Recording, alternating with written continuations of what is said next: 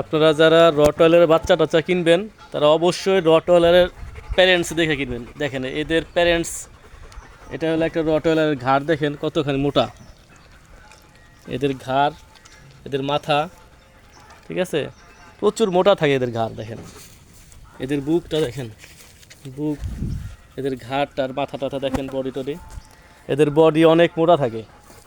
এদের ঘাড় দেখেন কীরকম, এদের ফেস দেখেন, তো এদের ফেস পাঁচ ফেস, ঘাড়গুলো দেখবেন একদম মোটা গলা, আর কালার তো দেখছেন ট্যান কালার আর ব্ল্যাক কালার, ঠিক আছে। ফেস টেস দেখেন, এদের ফেস কীরকম দেখেন, কান কীরকম দেখেন, সব কিছু দেখে বাচ্চা কেনার আগে অবশ্যই বাচ্চার বাবাকে দেখবেন যে একটা বাচ্চার বাবা কেমন, বাচ্চার মা কেমন। তো বাচ্চার বাবা আর মা যদি ভালো ব্লাড লাইনের হয় তাহলে আপনারা ভালো বাচ্চা পাবেন।